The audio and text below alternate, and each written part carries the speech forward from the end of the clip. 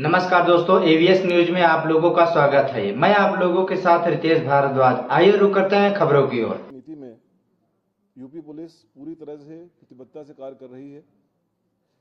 Zero tolerance की इस नीति के तहत ही उत्तर प्रदेश पुलिस ने न केवल 25 करोड़ लोगों की सुरक्षा उपलब्ध कराने की, बल्कि सभी पर्व और त्योहारों को शांतिपूर्वक संपन्न कराया है और कराने में सक्षम है।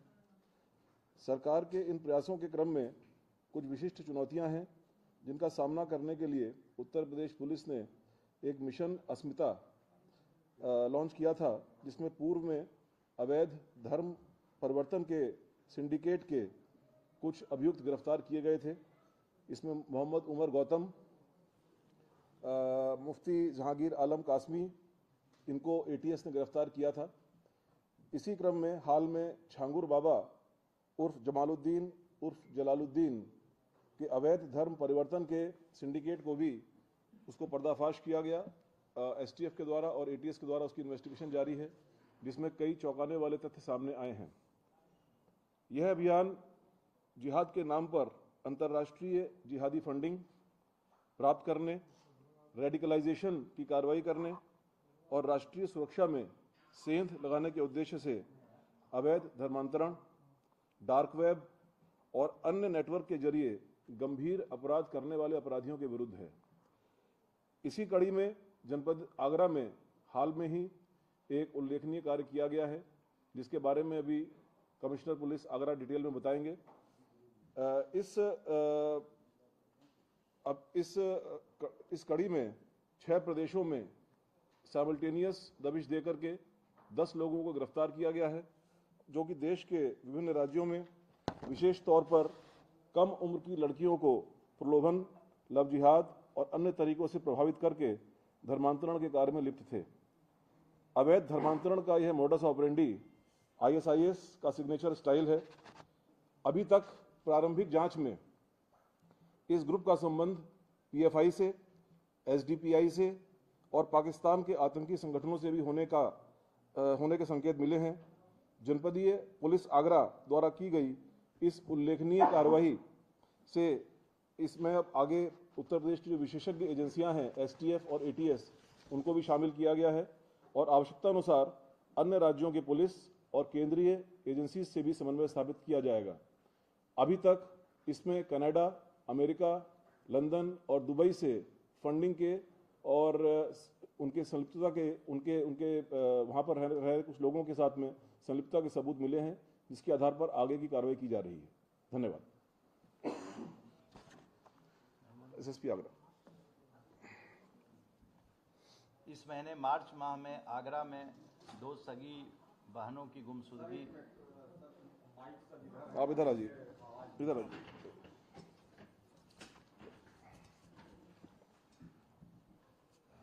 इस वर्ष में मार्च माह में आगरा के सदर बाजार थाने में 2 सगी बहनें, जिनकी उम्र 33 वर्ष व 18 वर्ष थी, जिनका नाम अमीना और जोया था, उस संबंध में सदर बाजार थाने में गुमशुदगी दर्ज कराई गई।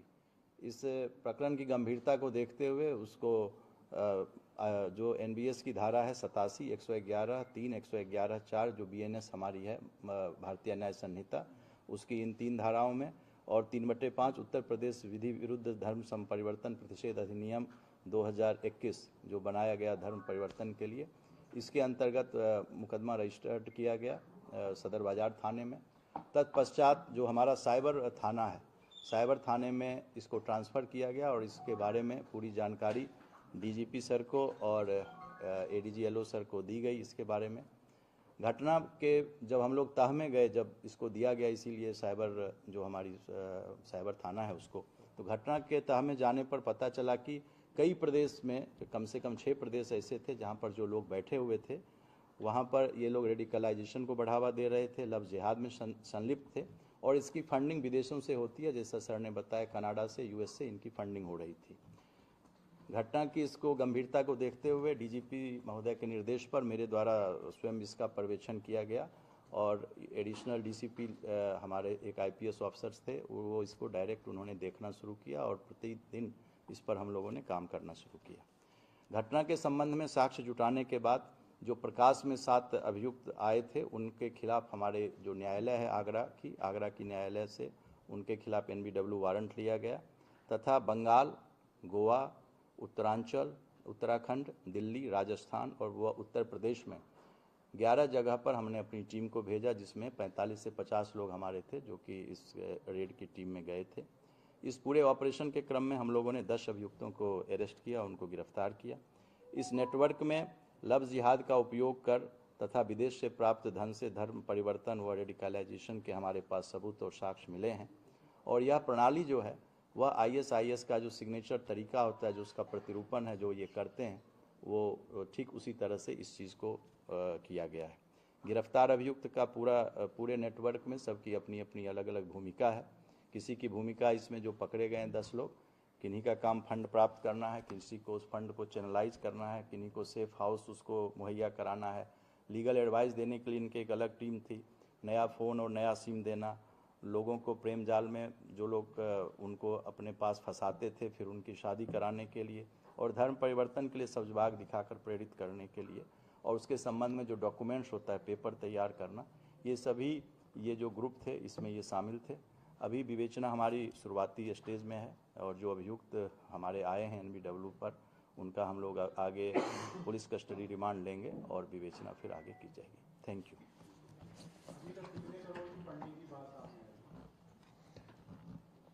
मैंने कहा अभी विवेचना हमारी शुरुआती स्टेज में है, विवेचना जैसे जैसे बढ़ेगी तो आप लोगों को इसके बारे में जानकारी।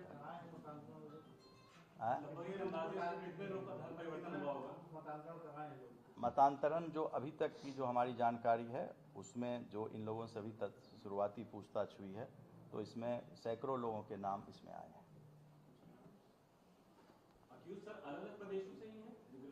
जी, अलग अलग प्रदेशों से। जी, 6 प्रदेश मैंने नाम बताया, उन जगहों से वहीं से दबिश देकर इनको गिरफ्तार सबको किया गया है। इसके लिए बाकायदा जो एविडेंसेस हमारे पास आए थे थ्रू साइबर इन्वेस्टिगेशन, उसको माननीय न्यायालय के सामने प्रस्तुत किया गया और वहाँ से वारंट लेकर के इन प्रदेशों में जो BNSS की प्रक्रिया है उसके अनुसार वहाँ पर लोकल पुलिस की सहायता प्राप्त करते हुए उनको गिरफ्तार किया गया। इन लोगों का मोडस ऑपरेंडी क्या था, कैसे ये लोग कर रहे थे, कैसे?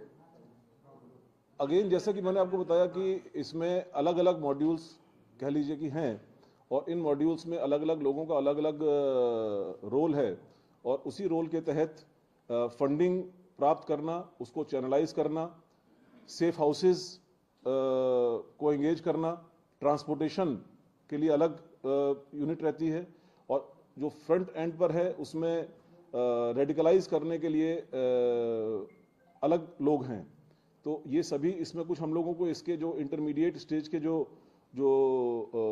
कोऑर्डिनेटर हैं या मुखिया हैं उनके बारे में जानकारी प्राप्त हुई है और उनसे भी पूछताछ की जा रही है। तो आगे के इन्वेस्टिगेशन में और चीजें सामने आएंगी।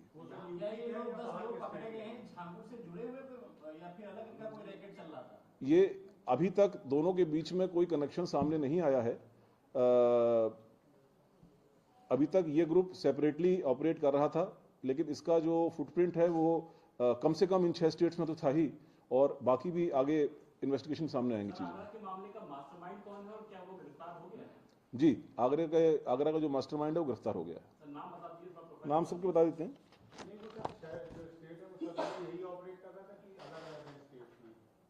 नहीं, ऐसा है ना, जैसे कुछ लोग जो बैक एंड पर कोऑर्डिनेट कर रहे थे वो कॉमन है। अब जो सामने रेडिकलाइज करने का काम या प्रभावित करने का काम कर रहे थे तो वो डेफिनेटली वो अलग अलग जगह पर अलग अलग लोग हैं, बट उनके पीछे जो कॉमन नेटवर्क है वो वहां पर मौजूद है।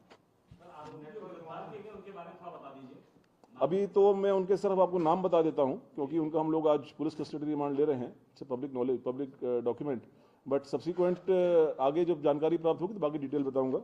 इसमें गोवा से आयशा उर्फ SB कृष्णा, कोलकाता से अली हसन उर्फ शेखर राय, कलकत्ता से ओसामा, आगरा से रहमान कुरैशी, मुजफ्फरनगर से अबू तालिब, देहरादून से अबुर रहमान, जयपुर राजस्थान से मोहम्मद अली, जयपुर से जुनैद कुरैशी, दिल्ली से मुस्तफ़ा उर्फ मनोज, जयपुर से ही मोहम्मद अली, ये 10 लोग गिरफ्तार हुए। अगेन वो सब चीजें अब क्योंकि अभी आए हैं पकड़ करके, वो इन्वेस्टिगेशन के बाद मालूम पड़ेंगी। बट इसमें से कुछ लोग डेफिनेटली एक हायर लेवल पर कोऑर्डिनेट कर रहे थे, बट इनके आगे भी कोई था कि नहीं था। फंडिंग वगैरह के नाम हमारे पास आए हैं, कुछ जो अकाउंट्स की डिटेल आए हैं विदेशों के, उनके डिटेल्स आए हैं, उनको हम लोग फर्दर एक्सप्लोर कर रहे हैं, इन्वेस्टिगेट कर रहे हैं, तो उसके बाद आगे मालूम पड़ेगा क्या पूरी पोजीशन है। ये जो धर्मांतरण का रैकेट था, ये क्या खाली आगरा तक सीमित था या उत्तर प्रदेश के बाहर भी लोग धर्मांतरण करा रहे थे? अगेन ये सब हमारी प्रिलिमिनरी इंक्वायरी है, अभी प्रिलिमिनरी स्टेज पर है अभी इन्वेस्टिगेशन। तो जो इनसे जो प्रारंभिक बातचीत हुई है, उन्होंने इस चीज को काफी जगहों पर करना और उसमें कई लोगों को सक्सेसफुली कन्वर्ट करने की बात स्वीकारी है। उनको वेरीफाई किया जा रहा है और वेरिफिकेशन के बाद जो एक पुख्ता जानकारी होगी आपसे शेयर की जाएगी। इस तरह के मामले लगातार आ रहे हैं, छांगुर वाला पकड़ा गया, अब ये गैंग पकड़ा गया, तो इसकी रोकथाम आगे बढ़ते हुए संगठित अपराध की तरह हो रहा है, तो इसकी रोकथाम के लिए क्या पुलिस क्या करेगी? यही तरीका है, जब आप एक संगठित गैंग को पकड़ते हैं तो उसका पूरा नेटवर्क एक डिस्टर्ब होता है और उसमें फाइनेंसिंग से लेकर के कोऑर्डिनेशन का जो काम वो लोग करते हैं पीछे, उससे लेकर के सारी चीजें डिस्टर्ब होती हैं। सबसे इफेक्टिव तरीका किसी भी ऑर्गेनाइज्ड क्राइम को पकड़ने का उस क्राइम की गहराई तक, सतह तक, तह तक जाना और उसके पीछे सम्मिलित जो अपराधी हैं उनका पर्दाफाश करना, उनके विरुद्ध वैधानिक कार्रवाई करना है। वही कार्रवाई की जा रही है।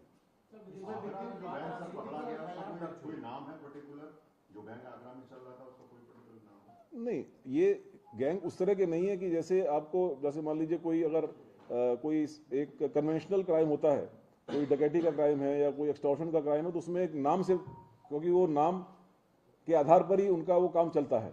यहाँ पर तो अपनी पहचान छुपाते हुए या अपनी बात को छुपाते हुए वो आगे काम करते हैं। तो ऐसा कोई गैंग का नाम नहीं है, बट जो गैंग के सदस्य हैं, जो भी इस पूरे ऑर्गेनाइजेशन, इस ऑर्गेनाइज्ड क्राइम के सदस्य हैं, वो काफी टाइम से ये काम कर रहे थे।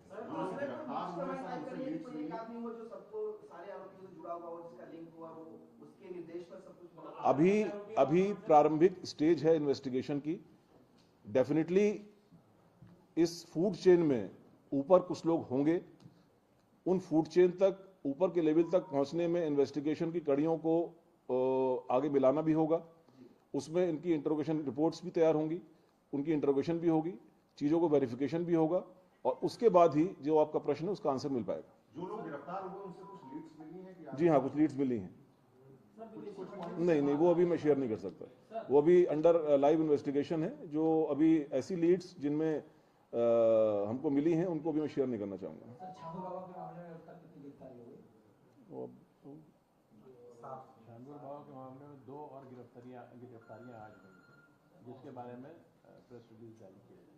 सर, जो विदेशी फंडिंग हो रही है, ये नेपाल का, सऊदी अरब का, पाकिस्तान का, किस कंट्री के बारे में पता चल पाया अभी तक? और क्या पूरे देश में इस तरह नेटवर्क चल रहा है? नहीं, मैं अभी देखिए, मैं आपको साक्ष्य के आधार पर बात बताऊंगा। जो हमारे पास साक्ष्य है उसमें इन 4 जगहों पर बैठे हुए कुछ व्यक्तियों द्वारा इसकी फंडिंग की जा रही है, जिसके हमको साक्ष्य मिले हैं।